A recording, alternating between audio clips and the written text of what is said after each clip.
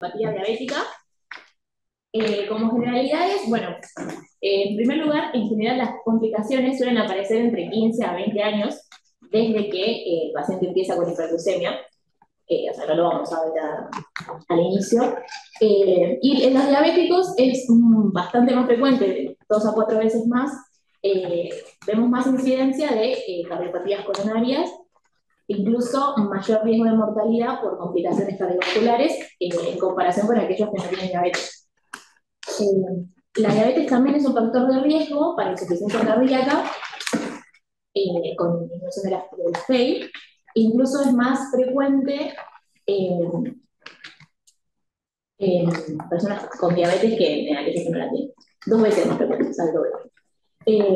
Incluso, esto es bastante más frecuente, se ve bastante es que existen bastante comorbilidad con otros factores de riesgo como hipertensión, obesidad, dislipidemia, que es lo que tiene ahora. Entonces, tenemos hipertensión en un 75% de los diabéticos tipo 2. Esto potencia lo que es el daño en el endotelio, en los vasos, y también potencia el efecto de la aterosclerosis. También vemos dislipidemia, pacientes también con tabaquismo y obesidad.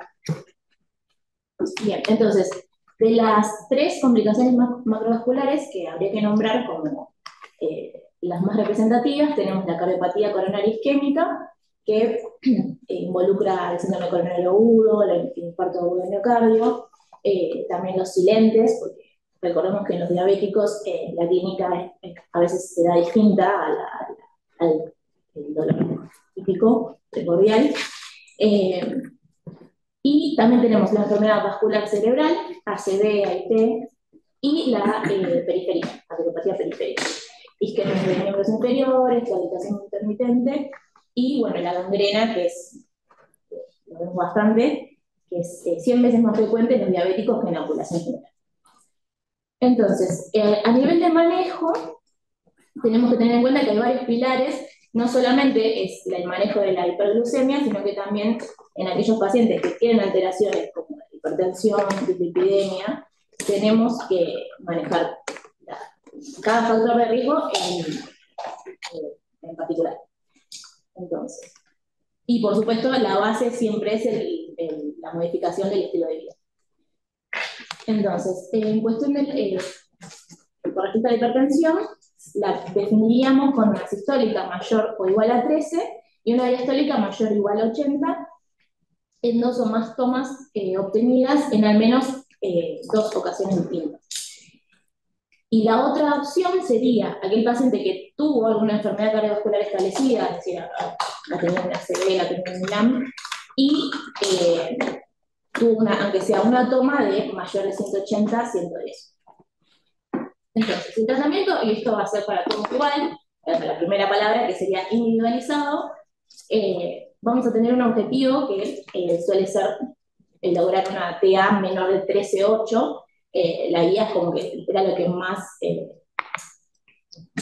repetía, que era que el objetivo este era el que más estaba demostrado que generaba beneficios a largo plazo.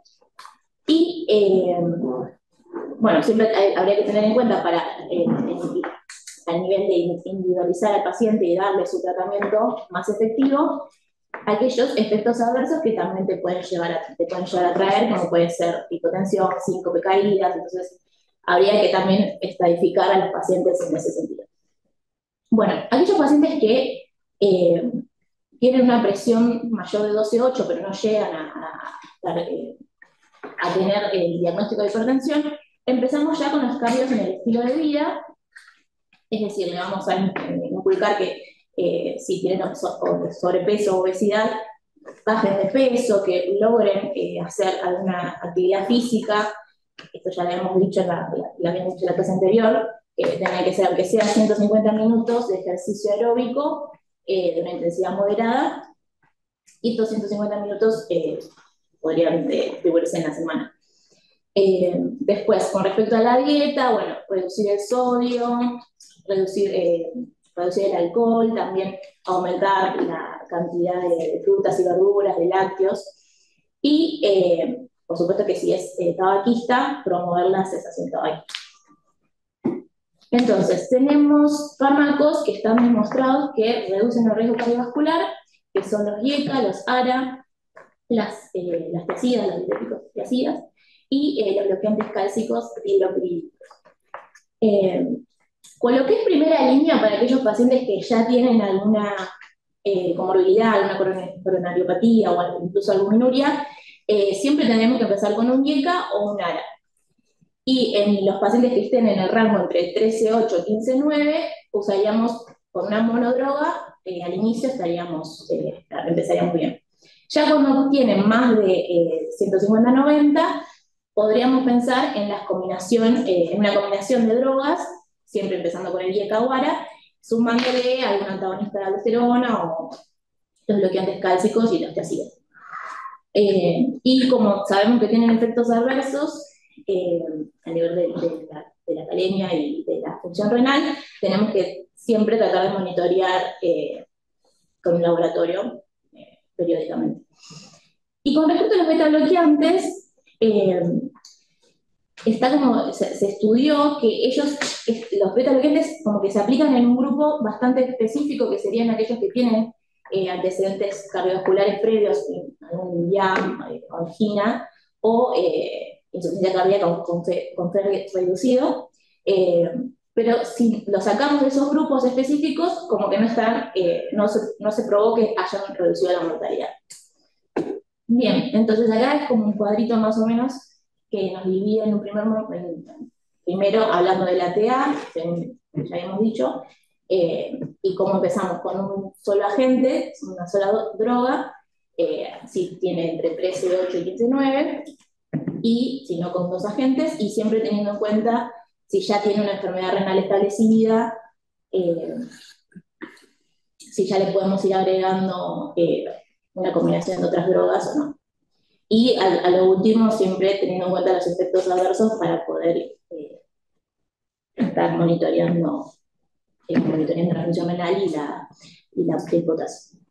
Bien, y después sería, si logramos obtener el objetivo, que habíamos dicho que era menos de 13,8, podemos continuar esa terapia, y si empezamos a ver que con ese esquema no se logra el objetivo, podemos pensar en agregar algún otro antihipertensivo, y así, es como un manejo muy individual y bueno, después tenemos el segundo factor de riesgo o comorbilidad, que sería la dislipidemia. Y esto es interesante porque si bien el patrón que más se ve es que tienen hipertrigliceridemia, es decir, triglicéridos más de 150, y el HDL bajo, menos de 40 en hombres y menos de 50 en mujeres, más que nada vamos a aplicar el tratamiento con el objetivo de bajar la LDL. Entonces lo mismo, individualizando a cada paciente, siempre empezamos con la modificación del estilo de vida, y después la droga más utilizada para la dislipidemia serían las estatinas. ¿Por qué? Porque está demostrado que reducen el riesgo de la arteriosclerosis en aquellos pacientes que tengan o no enfermedad coronaria. Disminuyeron en un 13% la mortalidad con enfermedades vasculares, y disminuyeron en un 21% los eventos cardiovasculares mayores, es decir, ya se ve, por cada ¿cómo sería? 39 miligramos por decilitro que baja la LDL, es ese porcentaje de riesgo que disminuye. Y todas estas estadísticas no demostraron diferencias según el sexo, o sea, es lo mismo en hombres y mujeres. Entonces, acá está la dieta como más utilizada, más que nada en la hipertensión también, que es la dieta DASH, que bueno, como que promueve incrementar involucrar en la dieta más cereales, más verduras, lácteos bajos en grasa, el pescado que tiene el omega 3. Y podemos dividir a la población en aquellos donde tenemos que hacer prevención primaria, es decir, que aún no tuvieron algún evento, y aquellos que tuvieron prevención secundaria. Entonces, para prevención primaria tendríamos según la edad, ¿no? Entre 40 y 75 años, evaluamos si según tengan enfermedad establecida o no. Aquellos que no tienen enfermedad establecida, pero tienen riesgo etario, digamos, vamos a involucrar siempre las medidas de higiénico-dietéticas y le agregaríamos una estatina en una intensidad moderada, que ahora vamos a ver cuánto sería la dosis. Aquellos que tienen riesgo cardiovascular alto, y acá pongo que se suma otro, porque ya ser diabético es un factor de riesgo, ya podríamos agregar una estatina, pero en una intensidad alta, con el objetivo, claro, de bajar la LDL a un 50% del valor inicial y o que sea menor de 70 miligramos de cilindro. Después, aquellos que tengan ese rango etario, pero con varios, más de 2 factores de riesgo, y que tengan una LDL mayor de 70, ahí agregamos, como siempre, medidas higiénico-dietéticas, estatina, y se puede pensar en algún otro factor terapéutico para las dislipidemias, que es el ezetimibe, y inhibidores de la PCK9. Después tendríamos otros rangos etarios que serían los mayores de 75 y los que serían los otros dos extremos. Los mayores de 75 es bastante controversial, es medio como que evaluar el riesgo-beneficio de estar agregándole más fármacos a un paciente que seguramente ya tiene bastantes tratamientos. Y en menores de 39 que tengan otros factores de riesgo, ahí sí también se podría pensar, o sea, no está como establecido, sino que se puede pensar en agregar una estatina en intensidad moderada. Y es como una categoría C, o sea que no está bien demostrado todavía. Bueno, y después tenemos otras drogas que se pueden pensar cuando hay intolerancia a las estatinas, que la intolerancia no solamente se piensa en aquellos pacientes que no pueden tolerar ninguna dosis, sino también aquellos que, si bien toleran cierta dosis del fármaco, no logran alcanzar el objetivo. Entonces, bueno, ahí tenemos otros fármacos como el ácido bempedóico, un inhibidor de la ACL, que también, bueno, tienen otros mecanismos de acción y que no, la verdad que no se usan tanto, me parece que no son tan conocidos. Y bueno, después tendremos la prevención secundaria, que ya son los pacientes que tuvieron algún antecedente, que acá la verdad que el rango etario no importa. Si es un diabético que tuvo algún antecedente de enfermedad relacionada con la arteriosclerosis, le vamos a agregar una estatina de intensidad alta.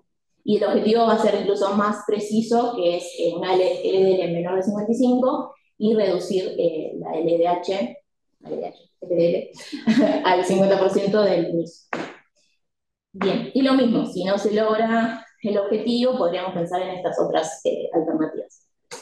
Como resumen de eso que les quedé claro, chicos, en la primera, lo que es prevención primaria, entre 40 y 70 años, con diabetes, estatina, los mayores de 70, 65, depende del punto de corte, van a evaluar riesgo-beneficio, como dijo Tere, y en general lo que evalúan es la mortalidad a 3 años más o menos. O sea, si el paciente va a tener una sobrevida superior, le ponen estatinas porque lo va a beneficiar, pero bueno, hay que ver el estatus general del paciente.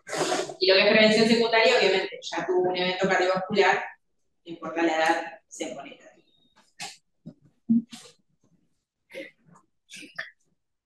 Bien. Y bueno, estos son como ejemplos de cómo sería una terapia de intensidad alta, con atorvastatina o rosu, dosis altas y bueno, moderada intensidad. Tenemos más opciones. Bueno, y acá como tipo diapo clave porque te muestro tipo, la división. Es lo que ya dije, pero esquemáticamente. Bien, entonces, después tendríamos cómo manejamos las hipertrigliceridemias, que habíamos dicho que era como también uno de los perfiles más frecuentes en los diabéticos, y también los dividimos según el nivel de triglicéridos en ayuno. Si es mayor de 500, ya tendríamos que buscar alguna causa secundaria e incluso tratarlos ya por riesgo de que desarrollen una pancreatitis, y agregamos, aparte de las estatinas que seguramente el paciente ya tenga, le agregamos fibratos. Cuando los triglicéridos son mayores de 150, pero no llegan a 500, como siempre, empezamos con explicarle que debe modificar sus hábitos, lo que ya habíamos hablado, y si ya tienen, si se le agrega alguna enfermedad vascular aterosclerótica establecida o algún otro factor de riesgo, a las estatinas le podemos agregar, bueno, igual esto lamentablemente creo que no está en Argentina, que es una droga bastante nueva, que es el sapento de etilo, pero bueno, en algún momento llegará, supongo. Pero bueno, que es como el grupo específico para sumar esta droga. Y después, no se usan los fibratos solos para disminuir, o sea, como para tratar a la dislipidemia. Siempre la droga en la que tenemos que pensar a primeras es las estatinas. Y tampoco se agrega en cualquier grupo los fibratos a la terapia con las estatinas, y tampoco el ácido nicotínico, que me acuerdo que también se estudiaba bastante en la facu, porque tampoco tienen como no está establecido el beneficio que te pueden dar, y sí está como documentado los efectos adversos que van a aumentar.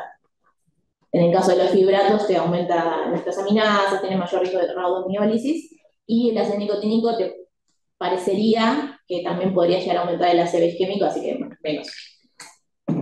Bien, después tenemos como otros grupos a los antiplaquetarios, que también los dividimos a los grupos de diabéticos en aquellos donde vamos a hacer prevención secundaria y prevención primaria. Entonces, como prevención secundaria pensamos en aquellos pacientes que también tuvieron algún antecedente de enfermedad establecida, donde ahí sí le podemos agregar una aspirina, o sea, indicamos aspirina en dosis de 75 a 162 miligramos día, porque sí está demostrado que reducen la mortalidad. Después, si el paciente es alérgico a la aspirina, podríamos rotarla a clopidogrel, y en aquellos que tienen arteriopatía periférica o enfermedad coronaria estable, se puede pensar en agregarle a la aspirina rivaroxaban en bajas dosis. Está como demostrado que previene la isquemia, los eventos isquémicos, no solamente a nivel cardíaco, sino también periférico, pero claro, como estamos agregando más drogas que serían antiplaquetarias, estaríamos aumentando el riesgo de sangrado. Así que también hay que pensar en qué pacientes tienen mayor riesgo de sangrado y evaluar riesgo-beneficio. Bien, entonces después tenemos la prevención primaria, que ya serían aquellos pacientes que tienen múltiples factores de riesgo. Lo mismo, igual la dosis es la misma, 75 a 162 miligramos día. Y también lo pensamos en pacientes que tienen más de 50 años y algún factor de riesgo que se considera mayor, que tengan antecedentes familiares con enfermedad aterosclerótica prematura, hipertensión, dislipidemia, tabaquismo. Y que además se sume que el riesgo de sangrado no sea alto, que serían los grupos de pacientes mayores de 70 años, que tengan anemia. Bien. Y después la guía, la de Diabetes Care, hablaba de un score de calcio coronario, que la verdad que no sé si se usa mucho acá. Sí, en cardio lo suelen usar, pero nosotros no.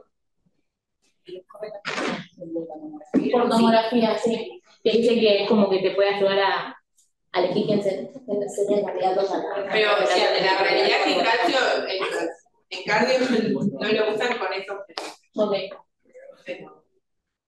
O sea, igual que hoy en día ya no se usa casi la INA como prevención primaria. Porque nada, se vio que el riesgo de sangrado era mayor, entonces estos pacientes tienen un montón de comorbilidades en general, como facilita, pero nada, todo es riesgo-beneficio. Sí. Bueno, y menores de 50 no se recomienda y menores de 21 menos. Bueno, entonces ahora, hablando de screening, como, esto no lo agrega a la diapo, pero como introducción, digamos, el screening de las enfermedades cardiovasculares las tendríamos que empezar en los diabéticos tipo 1 a partir de los 5 años del diagnóstico y en los diabéticos tipo 2 al momento del diagnóstico, porque claramente el tiempo que llevan con hiperglucemia es mucho mayor, así que tienen mayor riesgo. Entonces tendríamos que dividirlos en tres tipos de screening, buscando coronariopatías, buscando insuficiencia cardíaca y buscando la arteriopatía periférica. Entonces, buscando enfermedad coronaria, pensamos si el paciente es asintomático o sintomático. En aquellos que son asintomáticos no vamos a hacer screening porque no está demostrado que haya alguna mejoría en los resultados. Así que siempre y cuando hayamos incorporado el tratamiento de los factores de riesgo, si es que los hay, no sería necesario hacer el screening.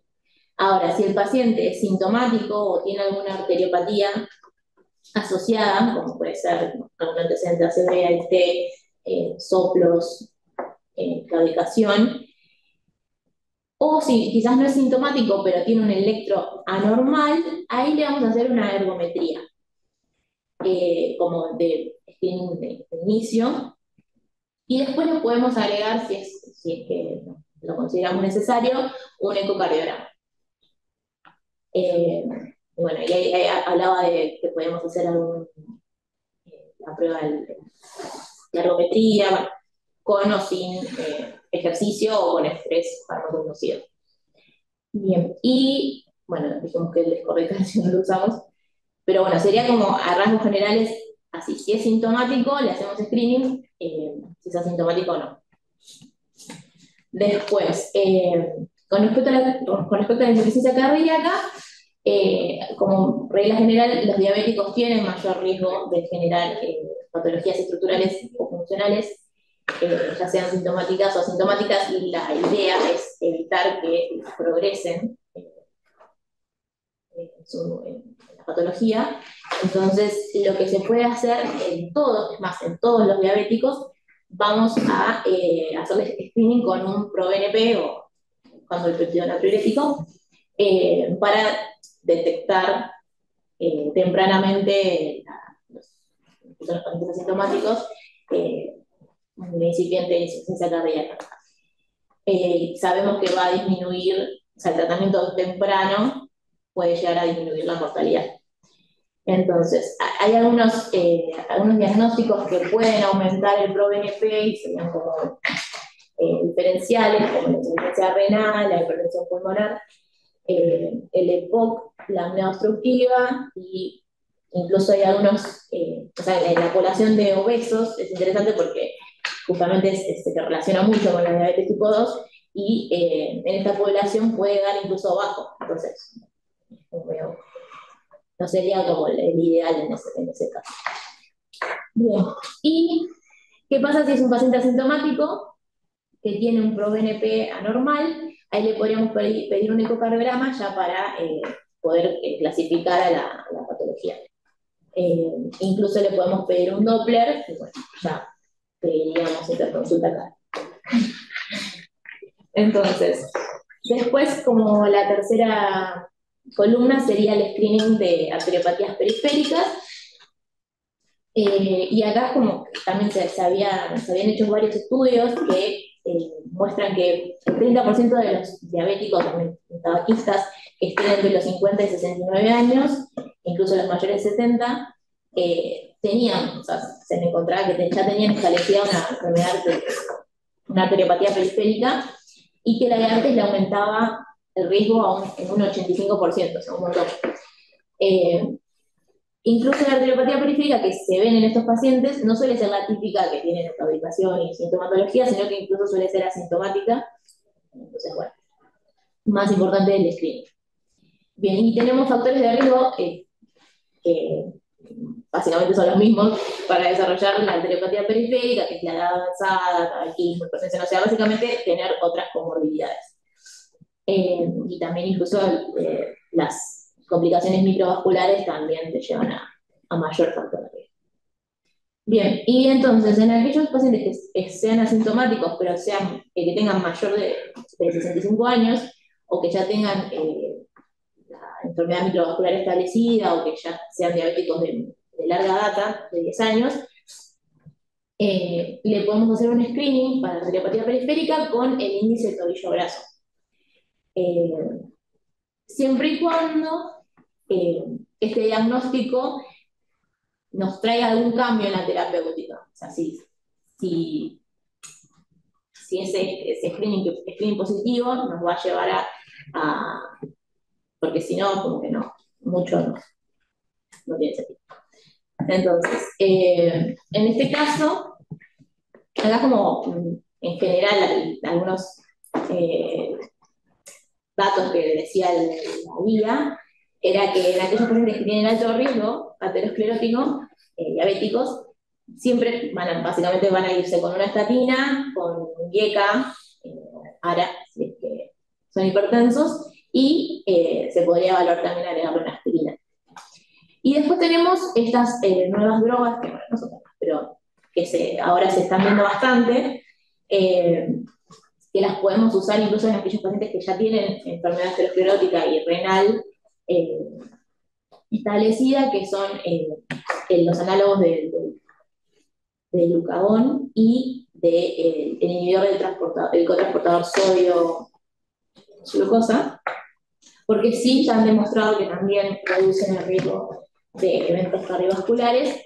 Además, es como que los tomamos beneficiosos aparte del manejo de la polución, sino que también disminuyen este riesgo. Así que incluso también se puede, o sea, la guía hablaba de que podíamos combinar estas dos drogas, o sea, no es una u otra, sino que también podríamos sumar para potenciar el efecto. Y bueno, el inhibidor del cotransportador sería como más óptimo, digamos, para aquellos pacientes con insuficiencia cardíaca con P conservada o reducida, y también hablaba de que en aquellos que tenían enfermedad renal crónica, además de IECA, LARA y de estas drogas, también podríamos agregarle este antagonista de la aldosterona, que tampoco está en Argentina, pero está bueno porque es un esteroideo, que es una droga nueva, también mejoraría los eventos cardiovasculares.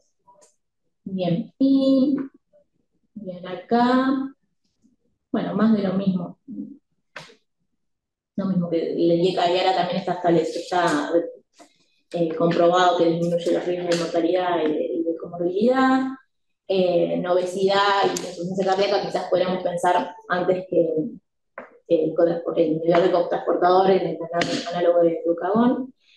Y la metformina también es bastante óptima para utilizarse, siempre y cuando el filtrado glomerular continúe siendo mayor de 30. Bueno, y bien, y ahora vamos a hablar de diabetes. Entonces, el pie diabético sería como una complicación bastante frecuente, lo vemos bastante en los pacientes diabéticos de larga data. Básicamente engloba como un conjunto de alteraciones que no solamente son metabólicas, sino que también involucran mecanismos vasculares, infecciosos y mecánicos, que lo vemos en particular muy frecuentemente en los miembros inferiores, y que es la primera causa de amputación no traumática en los pacientes. Es más frecuente en los hombres y en mayores de 60 años, y bueno, claramente se ven en pacientes que tienen mal control metabólico, y son esas cosas muy feas. Entonces, en la fisiopatología se involucra tanto complicaciones macro, que sería la arteriopatía, como microvasculares, en este caso la neuropatía, y bueno, la hiperglucemia, que no tiene un buen manejo y continúa generando aquellas consecuencias a nivel vascular, a nivel neuronal, La neuropatía puede ser de distintos tipos, no solamente sensitiva, sino que también tenemos motora y vegetativa, y todo, o sea, en conjunto lo que van a llevar es que el paciente, como no solamente tenga la sensibilidad disminuida, sino que también tenga atrofia muscular, tenga sequedad de piel, y todo eso suma a que se forme la úlcera. Por otro lado, por la arteriopatía, tenemos macroarteriopatía que llevan a que básicamente el aporte de flujo sanguíneo sea menor y por lo tanto el proceso de curación también esté disminuido y aporta más a las úlceras, a que se desarrollen las úlceras. Y, por supuesto, las úlceras, de no ser tratadas, se pueden llegar a infectar y pueden llegar a una enfermedad. Entonces, tenemos scores que evalúan lo que van a ser riesgos de que un paciente llegue a una úlcera diabético, y tenemos riesgo bajo cuando solamente, o sea, si el paciente solamente es diabético, ya tendría un factor de riesgo, pero bajo. Ahora, si se le agrega que tenga alguna alteración ortopédica, ya sería moderado, y cuando ya está establecida la neuropatía y vasculopatía, es alto. Y por supuesto, si ya tuvo una úlcera previa o ya tuvo una amputación previa, ya sería muy alto. Y bueno, a nivel del examen físico, tenemos que evaluar todo lo que es la sensibilidad, los pulsos periféricos, la perfusión, sí, claro. Vemos palidez y vemos frialdad, también está el índice tobillo-brazo, si vemos alguna alteración trófica, callosidades, de los puntos de apoyo, hiperkeratosis o incluso infecciones como intertrios, todo como que va sumando al diagnóstico. Y bueno, por supuesto, si vemos alguna úlcera o signos de flebosis, ni que hablar si ya tenemos un hueso expuesto, bueno, claramente nos cae. Entonces, las úlceras las podemos clasificar según una escala de Wagner, que las clasifica según grados, donde tenemos el grado 0, que sería el menor, donde no vemos ninguna lesión a nivel macroscópica, pero si quizás ya tiene algunos factores de riesgo, como los callos o los dedos en garra, alguna deformidad. Después, el grado 1 ya tendría una úlcera superficial, el grado 2 ya sería una profunda, donde ya está comprometida la piel, la grasa, los ligamentos, pero todavía no está involucrada el hueso. El grado 3 ya tendría una osteomelitis, el grado 4 ya tendría una gangrena, pero localizada, es decir, puede ser un dedo o una parte del pie, y ya el grado 5 ya es una gangrena completa de todo el pie afectado. Bien, y acá tenemos las diferencias en las características con respecto a los tipos de úlcera, según fuese de origen venoso, arterial o neuropático. Vemos diferencias a nivel de la localización, las venosas suelen ser alrededor del tobillo, la arterial es más distal, y la neuropática es a nivel de los puntos de apoyo. La base de la úlcera en la neuropática suelen tener una zona necrótica y profunda, no tienen un borde definido, no tienen un exudado determinado, y el paciente no te va a referir sensibilidad, no va a ser dolorosa como las otras. Bien, y bueno, los pulsos estarían presentes. Como tratamiento, en primer lugar tenemos que empezar, por supuesto, por la educación del paciente, tenemos que prevenir que no llegue a tener estas lesiones, que regularmente se pueden autoexaminar pies, todo en realidad, bueno, superficie corporal, pero bueno, a los pies, que tengan un buen cuidado, que sepan cortarse bien las uñas, bueno, la higiene y el calzado y medias adecuadas, toda la parte preventiva, y después, bueno, un buen tratamiento abocado no solamente a la hiperglucemia, sino también a los factores de riesgo, Y después ya, si ya tenemos a la úlcera establecida, bueno, que evite apoyar, que evite las zonas de apoyo, que haga reposo, que use tratamiento local con antisépticos, puede usar analgesia, eh, podría usar pregabalina, gabapentin como también manejo del dolor. Y en el caso de sospechar infección, también tendría que usar antibióticos por un periodo de 2 a 6 semanas. Y si lo requiere, también un tratamiento de estreñimiento. Bueno.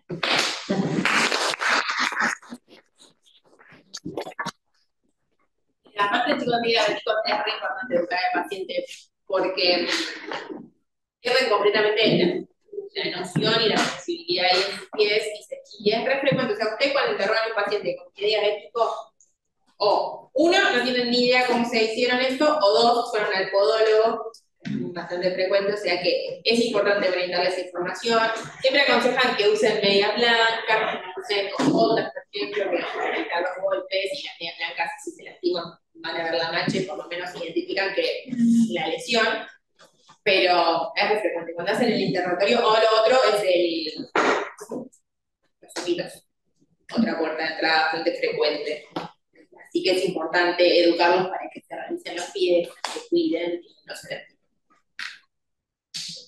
Nada, es mucho hablar con el paciente e intentar que haga las cosas correctas. Pero bueno. Muy bien. Sí.